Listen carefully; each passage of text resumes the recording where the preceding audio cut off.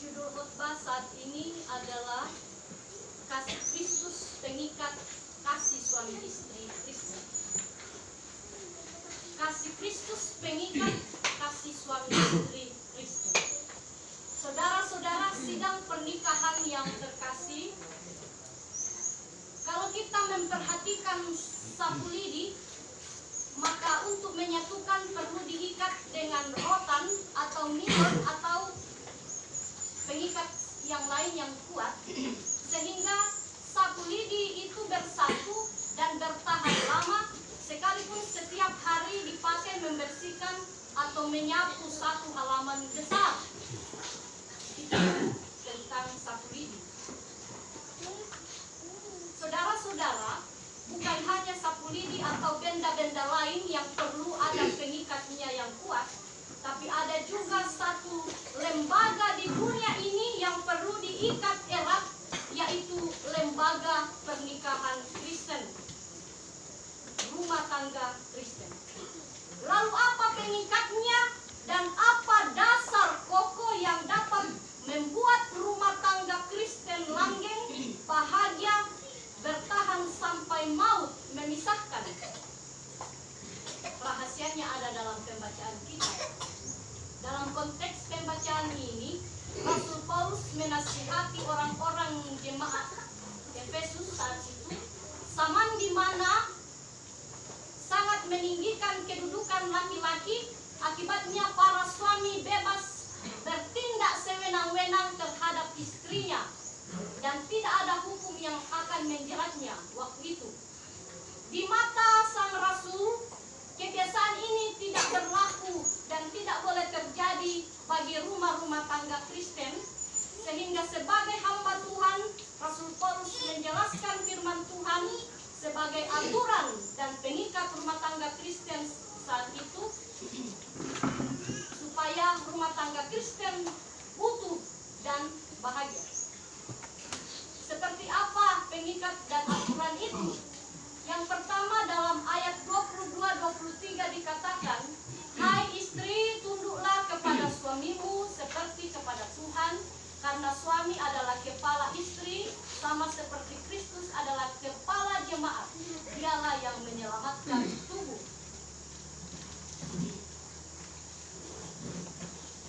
Di sini ada kata tunduk. Kata tunduk di sini bukan berarti seperti hubungan budak atau pembantu dengan tuannya, melainkan istri tunduk berarti istri harus merendahkan diri, merendahkan hati di hadapan suami.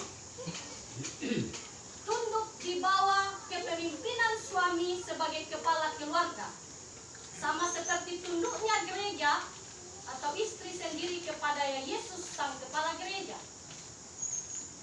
Istri tunduk pada suami diwujudkan dalam sikap dan perbuatan yang penuh hormat, penuh ketulusan, penuh penghargaan, penuh kesopanan.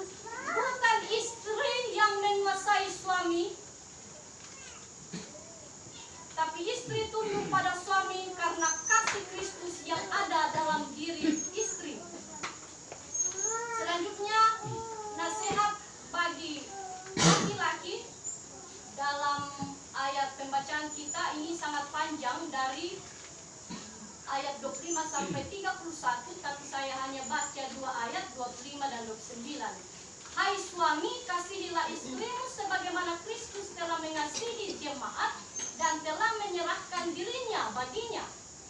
Ayat 29, "Sebab tidak pernah orang membenci tubuhnya sendiri, tetapi mengasuhnya dan merawatinya sama seperti Kristus terhadap jemaat." Dengan membaca ayat-ayat ini memperlihatkan bahwa tanggung jawab suami sebagai kepala keluarga Kristen lebih berat, karena suami harus menggambarkan kepemimpinan Kristus dalam rumah tangganya.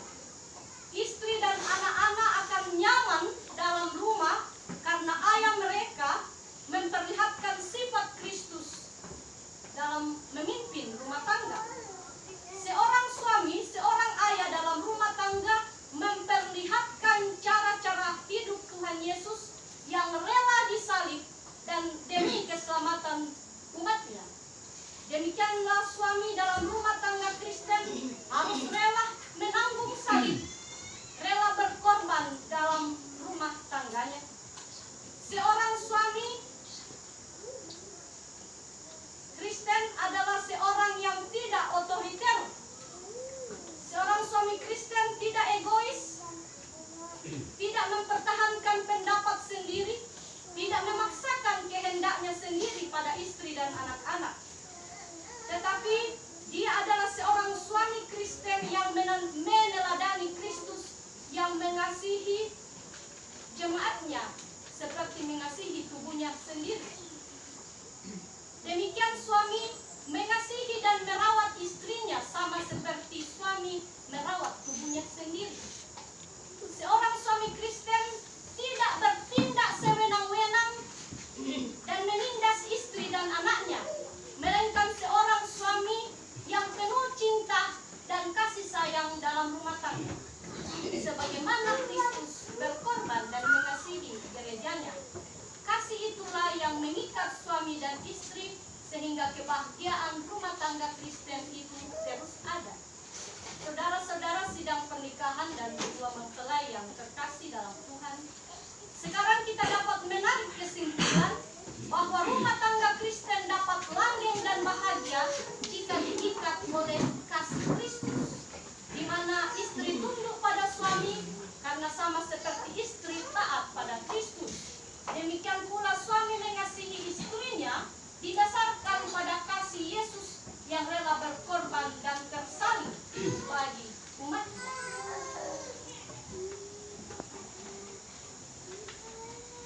Yang memenuhi kehidupan rumah tangga Kristen setiap hari adalah kasih. Kasih itu bukan seperti yang diperlihatkan dunia, kasih eros, kasih filia dan sebagainya, tetapi kasih agape, kasih tanpa pamrih, kasih yang diteladankan Tuhan Yesus bagi gerejanya dan bagaimana gerejanya mengasihi Tuhan Yesus. Demikianlah rumah tangga Kristen dinasihati dalam ayat 33. Demikian, bagaimanapun juga bagi kamu masing-masing berlaku, kasihilah istri